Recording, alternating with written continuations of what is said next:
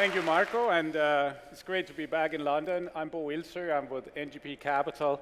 As Marco said, Scandit is one of our most recent portfolio companies. We are a global tech investor. We have teams in the US, here in Europe, and in China, and we do typically more Series B growth stage investing, and we call it the last round with Google Ventures in Scandit. And we have a little video first, and then we'll come to more of the essence of what is Scandit all about. So I don't know if we can get the video.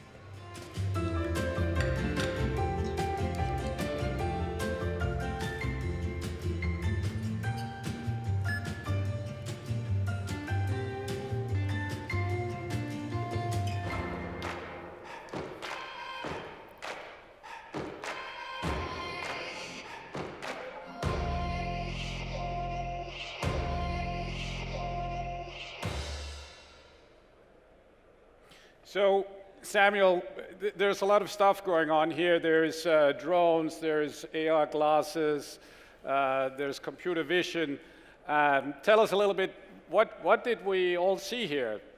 Sure. Well, again, as the video showed, I mean, this is a very typical supply chain-based processes that are going on here. And large companies out there use a ton of dedicated scanning equipment and hardware devices in order to keep things on track as they flow through their supply chains. And then once product hits a store, it needs to get into the shelf and kept in stock, in the shelf, up to the point where consumers come to the shelf to try and find the right products that's for them. And obviously, with concepts like Amazon Go out there, large retail chains, large manufacturers, large omni-channel players are starting to wonder how to compete with that. What Scandit does, we're helping these large retail enterprises, large transportation logistics providers, sort of free up their dependency from traditional scanning equipment vendors and really innovate by adopting smart technology across their entire organizations to, one, dramatically lower total cost of ownership, two, increase flexibility in how operations are supported and run, and then third, and most importantly, really dramatically transform not just these key business processes, but the customer experience that consumers find and have in their stores, as well as part of their online and at-home shopping.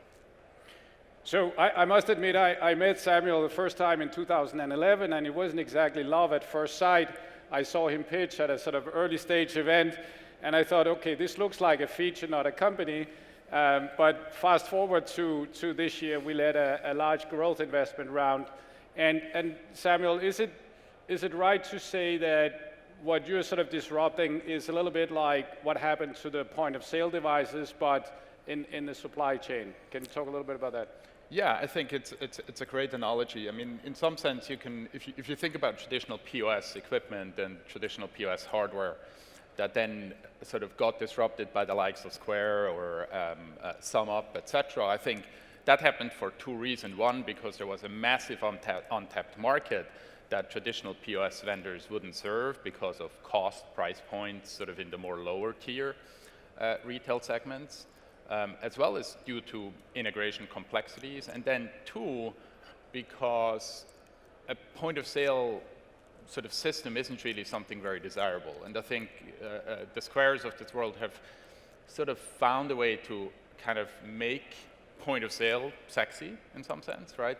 And in some sense, it's been an inspiration to us as well. So we very much think you can actually make barcode scanning, and especially the blend of computer vision and AR, not just actually usable and useful right away today, not just sort of concept and POCs, but really actionable and useful today. And you can also make it desirable at the same time by designing and empowering solutions that not just you want to use as a consumer, but that you want to use as an employee on a day-to-day basis to really get your work done.